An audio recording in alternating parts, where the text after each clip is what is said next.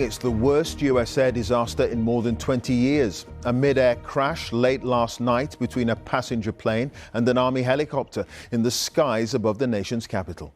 64 people were on board the American Airlines flight and 3 were on the helicopter. Now all 67 are presumed dead.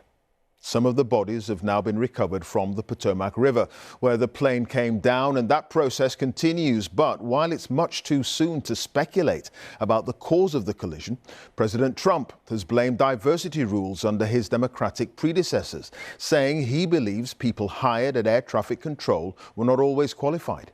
He provided no evidence.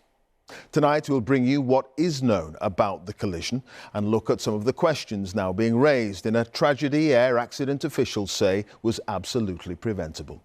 We begin tonight with Sarah Smith in Washington. Rushing to the scene, hundreds of emergency services officers, not knowing if there are any lives they can save. Inflatable boats are needed to reach the wreckage. Both the plane and the helicopter have crashed in the river. The fuselage of the American airline plane was inverted. It's been located in 3 different sections. It's in about waist deep water, so that recovery is going to go on today. Overnight, the search was for any possible survivors who might have been lost in the freezing water. As morning came, it was clear everyone had lost their lives. 60 passengers and 4 crew on American Airlines 5342, 3 soldiers in the Black Hawk Army helicopter. Despite all those efforts, we are now at a point where we are switching from a rescue operation to a recovery operation. At this point, we don't believe there are any survivors from this accident. And we have recovered 27 people from the plane and 1 from the helicopter. CCTV pictures show the moment of impact. Very low in the sky, over Washington, D.C., the helicopter and the plane are rapidly heading toward each other, and then we can see the sudden explosion. On closer footage, we see the crash quite clearly. In the cockpit was 28-year-old American Airlines pilot Sam Lilly. His father said he started his training 6 years ago, and he was engaged to be married. Also on board, Wendy Schaefer, a wife and mother whose children are just 1 and 3 years old. A married couple of world champion figure skaters from Russia were flying with other athletes they'd been coaching in Kansas. Very close to downtown Washington and its famous skyline, the wreckage can still be seen protruding from the icy Potomac River, a distressing sight for nearby residents. Yeah, everyone's just distraught, and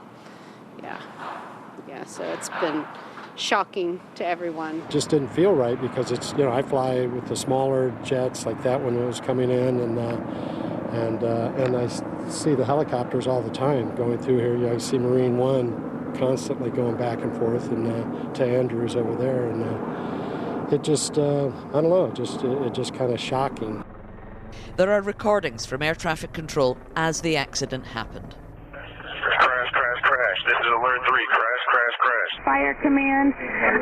The accident happened in the river. The helicopter and the plane crashed in the river.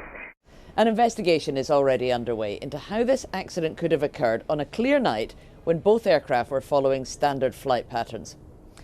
Military helicopters do fly over and around Washington all the time.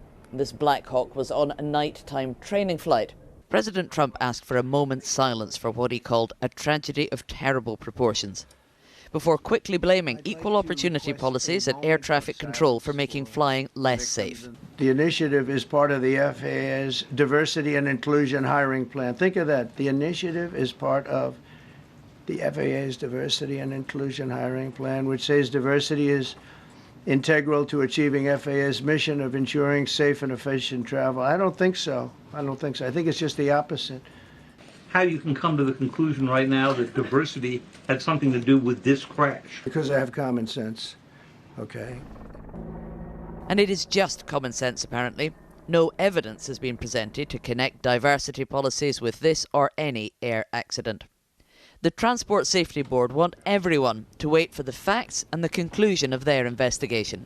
It's not that we don't have information. We do have information. We have data. We have substantial amounts of information. We need to verify information.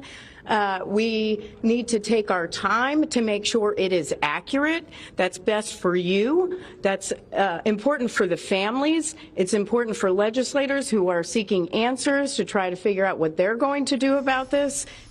But this tragic accident looks like it may become one more battleground in the political and culture wars in America.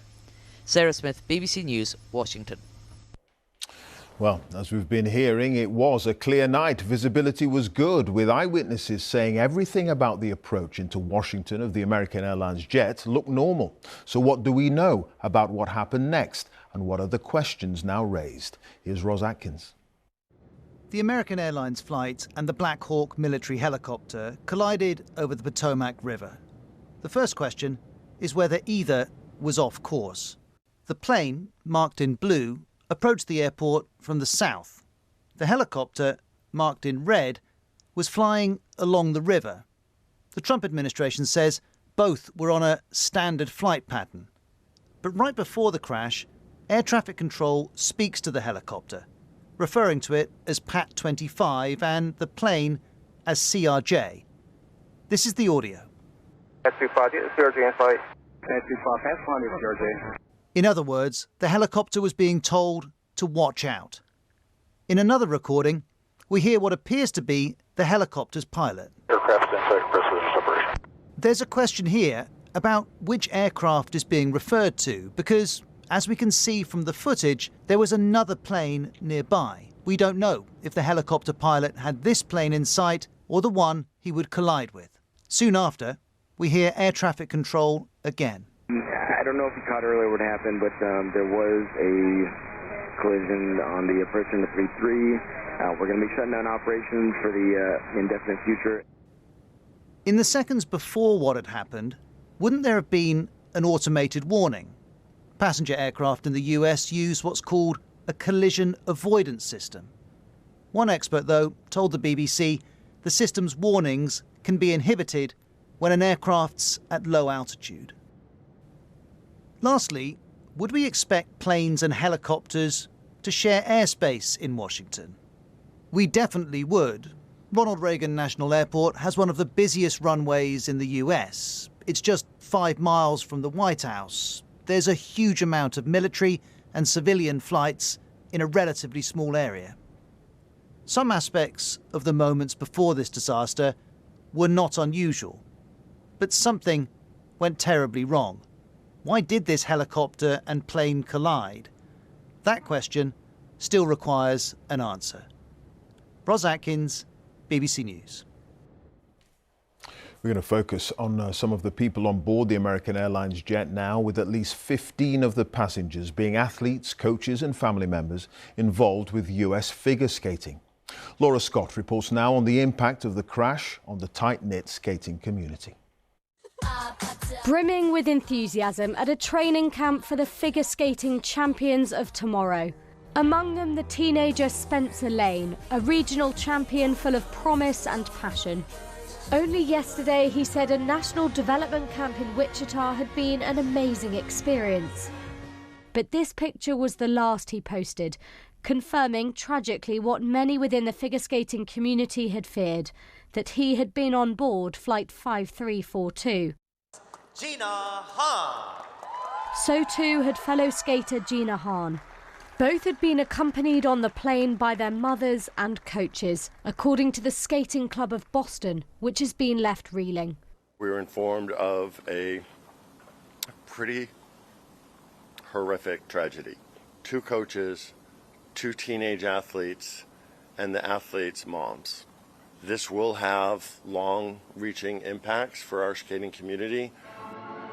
The 2 coaches known to be on board were married couple Zhenya Shishkova and Vadim Nomov, who in 1994 won World Championship gold in pairs for Russia and competed at the Olympics. They'd been helping to develop young skaters in Boston since 2017. Tonight, 2 more clubs said they were mourning the loss of their athletes and spoke of their unimaginable grief, amid reports that a quarter of all passengers might have been involved in figure skating. the main lesson I think learned in skating is you get back up.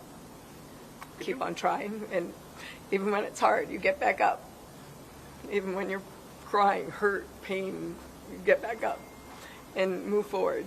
It's not easy, but that's what we all have to do now together. Please join us now in a moment of silence as we think of those who have been lost and their loved ones. Tributes paid today at the European Figure Skating Championships in Estonia, as the sport reflects on lives and talent taken too soon. Laura Scott, BBC News. Well, in a moment, we'll return to Sarah live in Washington. But first, Nomia Iqbal is at Reagan National Airport, where the passenger jet last night was coming into land. And air accident investigators have been speaking where you are, Nomia, in the last couple of hours. What have they been saying? Clive, it's almost back to business here at the airport. There have been so many planes flying in the skies, but if you're a passenger on that plane and you look out the window, you will still see the Black Hawk and the airliner half submerged in the icy waters of the River Potomac. The recovery operation is still very much underway behind me. Now, the National Transportation Safety Board has said that it's investigating multiple factors. It's confirmed that they have not recovered the flight data, also known as the black boxes. They plan to issue a preliminary report in around about 30 days, but they have said it will take some time because there's so much information that they have to verify. And even though President Trump seems to have prejudged the investigation, saying what he thinks caused it, the Safety Board says it's refusing to speculate. All right, and to you, Sarah, in Washington, was Donald Trump simply speaking off the top of his head when he was talking about diversity policies perhaps being behind what happened?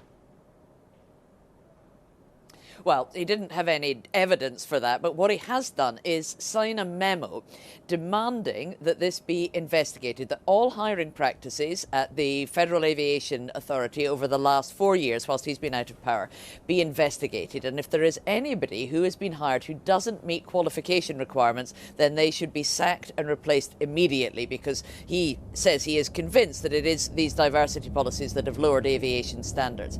Now, it is being reported here that staffing levels were not normal in the air traffic control tower last night. That jobs would normally be assigned to 2 different controllers were being done by just one person who by themselves was having to handle all the planes that were landing and taking off, as well as dealing with all the helicopters that were in that airspace. Now, we don't know whether that's routine on occasions, whether that's unusual, but it's definitely something that the air accident investigators are going to have to be looking into, along with every other aspect of this crash.